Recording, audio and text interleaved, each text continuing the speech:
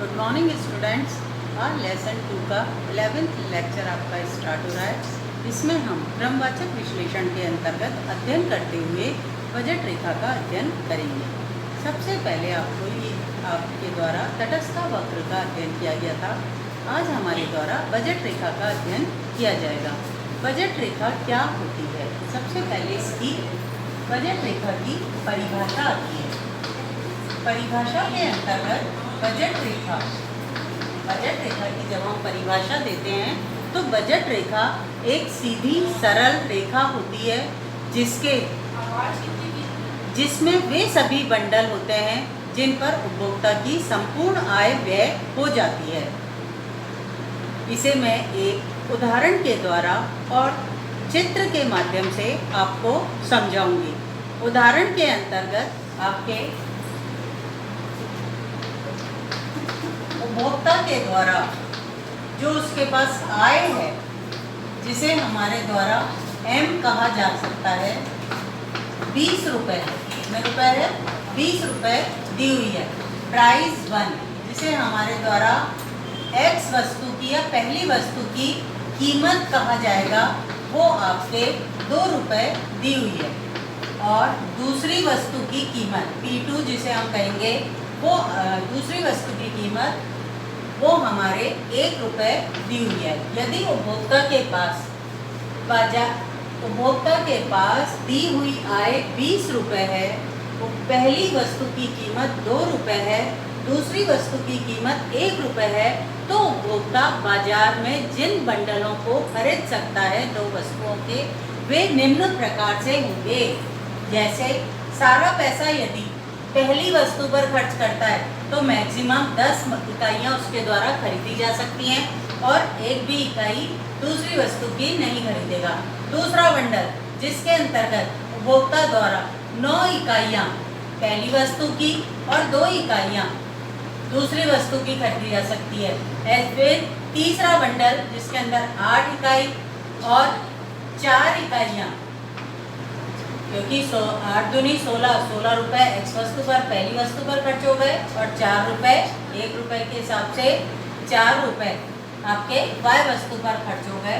ये सभी बंडल, ऐसे बहुत सारे बंडल हैं जिसके अंतर्गत उपभोक्ता के द्वारा व्यय किया जा सकता है। जैसे 0 और 20 रुपये, ये जो क्वांटिटी है इसमें X वस्तु की एक भी इकाई नहीं खरीदी जा रही है, जबकि Y वस्तु की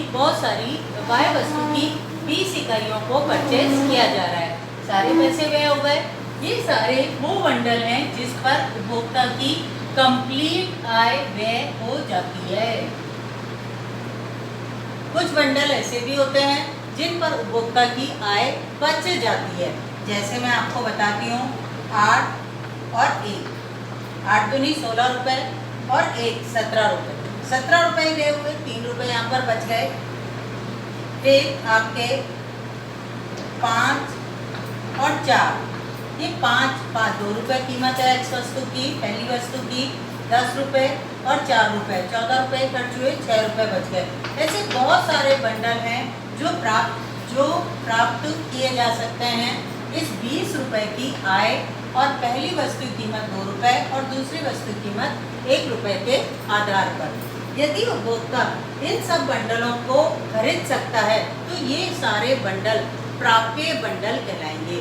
बजट रेखा की जब हम परिभाषा देते हैं तो बजट रेखा की परिभाषा के अंतर्गत एक बंडलों की सहायता से हमारे द्वारा चित्र का निर्माण किया जाएगा। देखो, चित्र मैं आपको बताती हूँ। चित्र के अंतर्गत आपके यहाँ पर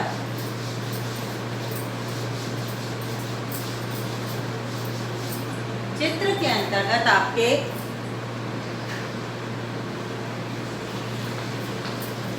OX अक्ष, OY अक्ष, X वस्तु कहें या पहली वस्तु कहें, मतलब हमारा एक ही है, पहली वस्तु या X वस्तु, और यहाँ पर Y वस्तु कहें या दूसरी वस्तु कहें, दूसरी वस्तु। यदि उपभोक्ता के द्वारा अपने सारे पैसे X वस्तु पर खर्च कर दिए जाते हैं तो ऐसी स्थिति के अंदर उसके द्वारा मैक्सिमम कितनी क्वांटिटी खरीदी जाएगी? यदि सारे पैसे एक्स वस्तु पर उपभोक्ता खर्च कर देता है तो उसके द्वारा मैक्सिमम कितनी क्वांटिटी खरीदी जाएगी? क्वांटिटी वन वस्तु की या पहली वस्तु की या एक्स वस्तु की कितनी खरीदी जाएगी? 20 रुपये। एम की जगह मैंने क्या लिख दिया? टोटल उपभोक्ता क्या है? 20 रुपये। प्राइस वन कितनी दे रखी है? 2 रुपीज़। मैक्सिमम 10 इकाइयाँ उसके द्वारा खरीदी जा सकती हैं। यहाँ पर ये जो जीरो बिंदु है, जब उपभोक्ता अपना सारा पैसा एक्स वस्तु पर खर्च करता है तो उस स्थिति के अंदर उपभोक्ता इतनी इकाइयों को, ये कितनी इकाइयाँ हैं टोटल? 10 इकाइयाँ, 10 इकाइयों को परचेज कर सकता है। यहाँ मैं 10 नहीं लिख रही हूँ, बल्कि इसका फॉर्मूला लिख रही हूँ m/P1, जिसकी सहायता से मैंने क्वांटिटी 1 को ज्ञात किया है। यहाँ पर ये जो क्वांटिटी 1 मेरे को प्राप्त हुई है वो 10 इकाइयाँ हैं। मैंने 10 इकाई शो नहीं करी, बल्कि m/P1 बिंदु को लगाकर छोड़ दिया है। इसी प्रकार से यदि सारा पैसा उपभोक्ता के द्वारा दूसरी वस्तु पर खर्च किया जाता है, दूसरी वस्तु मतलब y वस्तु पर खर्च किया जाता है, तो ऐसी स्थिति के अंदर उपभोक्ता के टोटल कितनी इकाइयों की प्राप्ति होगी? उसका फॉर्मूला होता है m/P2। उसके पास टोटल रुपीस कितने हैं? 20 रुपये। प्राइस 2 या दूसरी वस्तु की कीमत 1 रुपये है, काटोगे तो 20 इकाई आ गई। यदि सारा पैसा उपभोक्ता y वस्तु पर खर्च करता है तो उसके द्वारा मैक्सिमम 20 इकाइयाँ परचेज की जा सकती हैं। मेरे द्वारा यहाँ पर 20 इकाइयाँ नहीं लिखी जा रही हैं, बल्कि इसका फॉर्मूला जिसकी सहायता से मैंने इसे प्राप्त किया है m/P2 को प्राप्त लिखा है। ये दोनों बिंदु जो m/P2 है और आपके m/P1 है, इन दोनों को मिलाकर खींची गई रेखा बजट रेखा कहलाती है। m2 जब सारा पैसा y वस्तु पर खर्च किया गया उपभोक्ता के द्वारा, और m/P1 जब सारा पैसा x वस्तु पर खर्च किया गया है उपभोक्ता के द्वारा, इन दोनों मैक्सिमम पॉइंटों को मिलाकर खींची गई रेखा सीधी सरल रेखा ही बजट रेखा कहलाती है। इस बजट रेखा पर वे सारे बंडल स्थित हैं, चाहे ये वाला बंडल लें, चाहे ये वाला लें, चाहे ये लें, चाहे ये लें, चाहे ये लें, उपभोक्ता की आय उसके व्यय के बराबर होती है। मतलब कुछ भी उसके पास नहीं बचता है। मैंने अभी आपको 2 प्रकार के बंडल बताए थे। एक वो बंडल था जिसमें पूरे 20 रुपये खर्च हो रहे थे, एक वो बंडल था जिस पर कुछ बचत हो रही थी।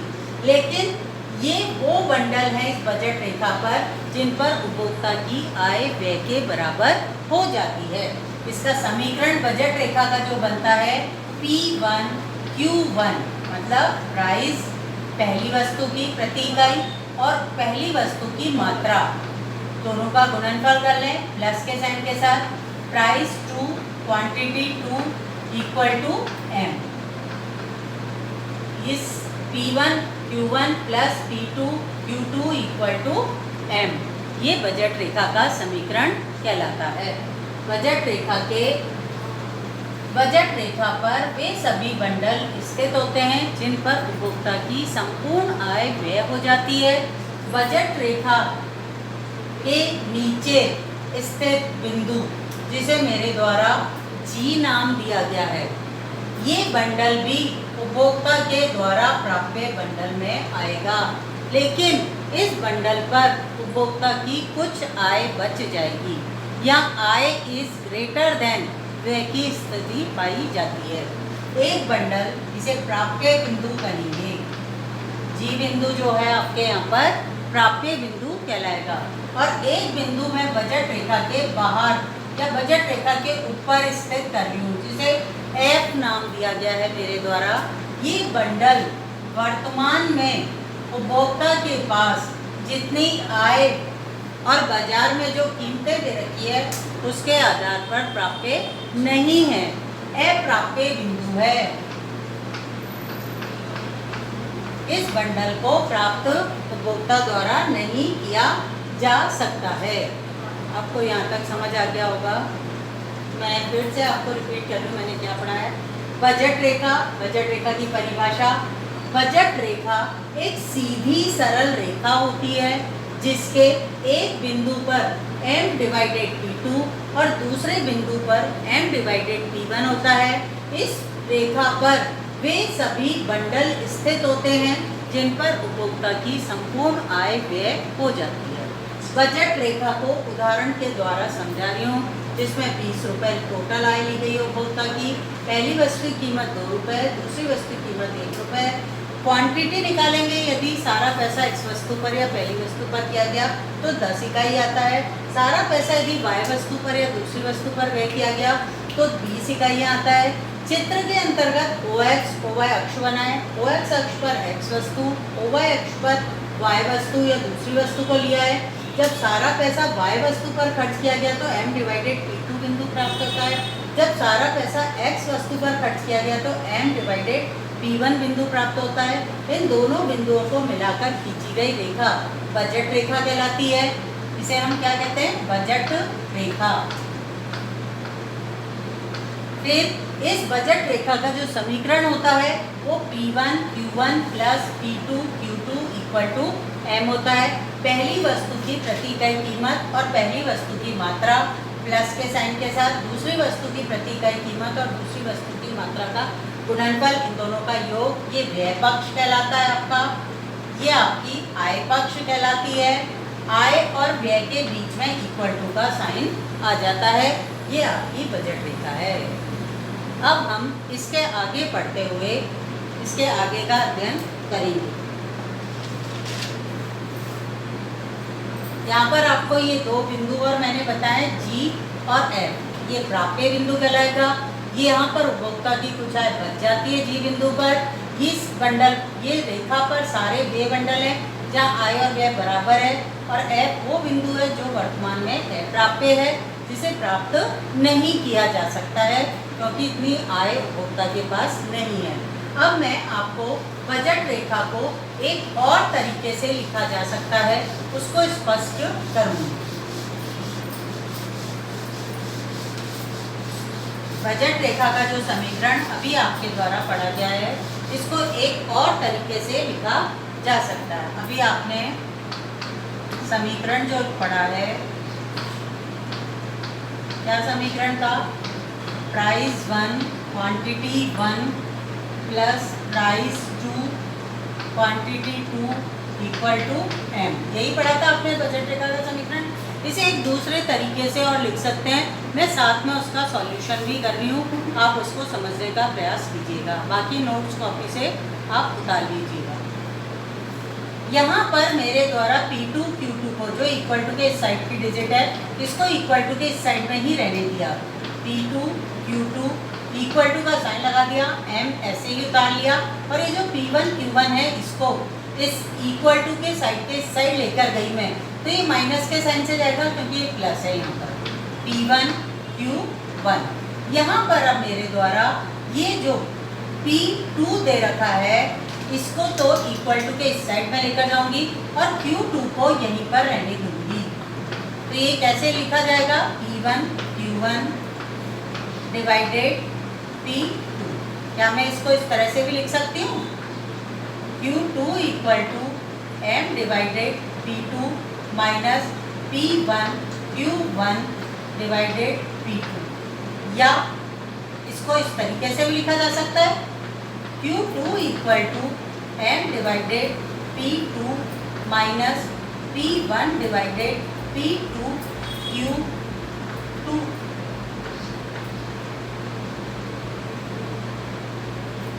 या तो मैं इस तरीके से यहाँ पर ही फिनिश कर दूँ, या मैं इसको इस तरह से और आगे बढ़ते हुए एक स्टेप लिखकर Q2 equal to M divided P2 minus P1 divided P2 Q2 भी लिख सकती हूँ। यदि कभी आपसे क्वेश्चन पूछ लिया जाता है बजट रेखा का दूसरा समीकरण दीजिए या बजट रेखा का समीकरण दीजिए, और उसके अंदर समीकरण तो यही है P1 Q1 plus P2 Q2 equal to M, लेकिन एक और टाइप से इसको लिखा जा सकता है। उसे वो तरीका, उसके अंतर्गत जो ज्ञात होता है वो क्या होता है? Q2 equal to M divided P2 minus P1 divided P2 Q2। ये आपके बुक में पेज नंबर 20 पर दिया हुआ है। आप इसको प्रैक्टिकली सॉल्व करके, या तो आप इसको रट लो और इसको रट लो, या फिर आप इस वाले समीकरण को रटकर इसको सॉल्व करने का तरीका सीख लें, और सॉल्व करने के बाद जो आपको ज्ञात होता है वो आपको पता लग जाएगा कि ये आपका समीकरण किस तरह से, दूसरा समीकरण क्या प्राप्त हुआ है। अब मैं आपको एक और चीज़ बताना चाहूँगी यहाँ पर बजट रेखा के संदर्भ में। बजट रेखा का ढाल या स्लोप, बजट रेखा का ढाल, इसे हम प्रवणता भी कहते हैं। बजट रेखा की प्रवणता, बजट रेखा का ढाल या प्रवणता का जो माप होता है वो दोनों वस्तुओं की कीमतों का अनुपात होता है। इसे सॉल्व करने की एक प्रॉपर प्रोसेसिंग होती है, वो अभी मैं आपको नहीं बता रही, क्लास के अंदर जब भी मौका मिलेगा मुझे मैं तुम्हें समझा दूंगी। ये एक लाइन का क्वेश्चन बनता है, एक नंबर का क्वेश्चन बनता है। बजट रेखा के ढाल का सूत्र दीजिए, या बजट रेखा की प्रवणता से क्या अभिप्राय है। बजट रेखा की प्रवणता या ढाल से अभिप्राय यही है कि बजट रेखा का ढाल दोनों वस्तुओं की कीमतों का अनुपात होता है। इसका जो सूत्र लिख सकते हैं हम, वो लिखेंगे बजट रेखा का प्रवणता या ढाल का सूत्र होता है माइनस प्राइस 1 डिवाइडेड प्राइस 2, या price x divided price y minus के साइन के साथ। ये बजट रेखा की प्रवणता का ढाल होता है। अब हमारा एक और टॉपिक इसके अंदर रह गया, बजट रेखा का परिवर्तन।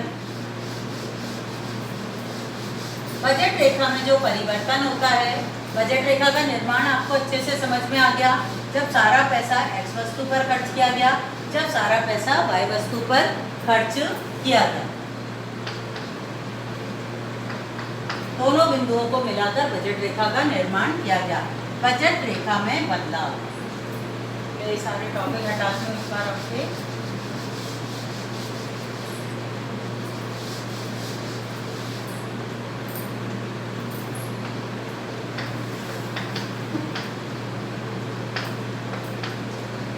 बजट रेखा में परिवर्तन दो कारणों से होते हैं। एक तो आय में परिवर्तन हो जाए, आय में परिवर्तन हो जाए, और दूसरा कीमतों में परिवर्तन हो जाए, कीमतों में परिवर्तन।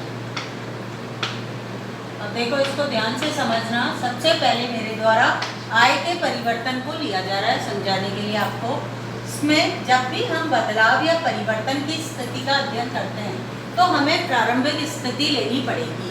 प्रारंभिक स्थिति के अंतर्गत देखो, आपकी m जो है 20 रुपीज़ है, प्राइस x जो प्राइस 1 जो है वो 2 रुपीज़ है, और प्राइस 2 जो है वो आपकी 1 रुपीज़ है।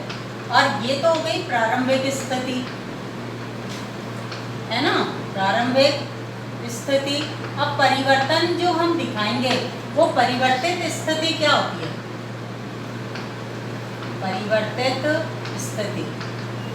परिवर्तित स्थिति के अंतर्गत m जो है क्या लिया है, P1 क्या लिया है और P2 क्या लिया है, वो आपको देखना है। यहाँ पर सबसे पहले तो O x अक्ष, O y अक्ष या y वस्तु, यहाँ आपकी x वस्तु को मेरे द्वारा दिया गया है, ठीक है। अब सारा पैसा यदि x वस्तु पर y वस्तु पर खर्च करता है तो m डिवाइडेड P2 इकाइयाँ प्राप्त करता है, और सारा पैसा यदि x वस्तु पर खर्च करता है तो m डिवाइडेड P1 मात्रा प्राप्त करता है। ये उसकी बजट रेखा बन जाती है, जिसे P1 Q1 plus P2 Q2 equal to m का नाम दिया गया है। अब हम परिवर्तन कर रहे हैं किसमें, आय में। आय को हम बढ़ा रहे हैं, आय कितनी दे रखी है, 20 रुपये। आय में परिवर्तन करके उसको 30 रुपये कर दिया।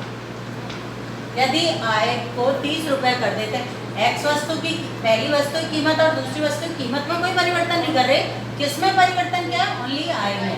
ये वही 2 रुपये और 1 रुपये है। यदि अब सारा पैसा एक्स वस्तु पर खर्च किया गया तो कितनी इकाइयाँ खरीद सकता है, 15 इकाइयाँ। और यदि सारा पैसा y पर खर्च किया गया तो ऐसी स्थिति में कितनी इकाई खरीदेगा? 30 इकाइयाँ।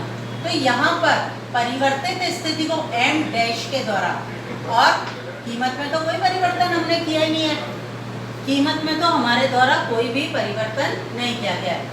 m डैश डिवाइडेड P2 और यहाँ पर m डैश डिवाइडेड P1, कीमत में कोई परिवर्तन नहीं। ये जो डैश का साइन मेरे द्वारा लिखा गया है ये परिवर्तन का द्योतक है, ये परिवर्तन आय में किया गया है। आय बढ़ गई तो बजट रेखा दाईं ओर शिफ्ट हो जाएगी, ऊपर की ओर शिफ्ट हो गई दाईं ओर। नया समीकरण P1 Q1 plus P2 Q2 equal to m dash बन जाएगा। आय में वृद्धि से दाईं ओर शिफ्टिंग, ये कहाँ शिफ्टिंग हो गई? दाईं ओर, मूल बिंदु से दूर शिफ्टिंग हो जाएगी, नई बजट रेखा दाईं ओर शिफ्ट हो जाएगी। और यदि आय में कमी कर दी जाए, परिवर्तन की स्थिति में क्या कर दिया? कमी कर दी जाए, 10 रुपीज कर दिया जाए उपभोक्ता की आय को, तो उपभोक्ता और कम आय x वस्तु पर यदि सारा पैसा खर्च करेगा तो 5 ही इकाई प्राप्त कर पाएगा। इसको m डैश डैश P1 के नाम से मैंने नोट कर लिया कि ये 5 इकाइयाँ जो खरीद पा रहा है। और सारा पैसा यदि y वस्तु पर खर्च करे, प्रारंभिक स्थिति तो वही है, परिवर्तन की स्थिति में अब यहाँ पर उसके द्वारा 10 इकाइयाँ ही खरीदी जाएगी m डैश डैश P2 के द्वारा डिनोट। इन दोनों बिंदुओं को मिलाकर नई बजट रेखा नीचे की ओर शिफ्ट हो जाएगी। ये आय में कमी, इसको कमी को बता रहा है, और इस कमी से क्या शिफ्टिंग हुई? बाईं ओर शिफ्टिंग, मूल बिंदु की ओर आ गया उपभोक्ता, बाईं ओर शिफ्टिंग हो जाएगी। आय में परिवर्तन के परिणाम स्वरूप बजट रेखा वृद्धि होने पर दाईं ओर शिफ्टिंग हो जाती है और कमी होने पर बाईं ओर शिफ्टिंग हो जाती है। अब मेरे द्वारा आपको इन दोनों को हम आय में वृद्धि और कमी को अलग अलग चित्रों में ही बता सकते हैं। मैंने यहाँ पर आपको एक ही चित्र के माध्यम से और तालिका और उदाहरण के माध्यम से आपको समझा दिया है। अब कीमत के परिवर्तन की स्थिति को मेरे द्वारा समझाया जाएगा।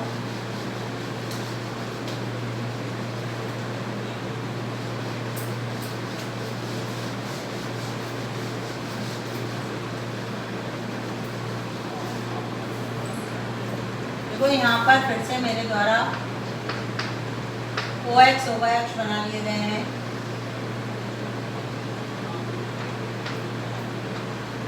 OX OY अक्ष, OX अक्ष पर X वस्तु को लिया गया है, OY अक्ष पर Y वस्तु या दूसरी वस्तु को लिया गया है। प्रारंभिक स्थिति में सारे 20 रुपये आय है, पहली वस्तु की कीमत 2 रुपये, दूसरी वस्तु की कीमत 1 रुपये।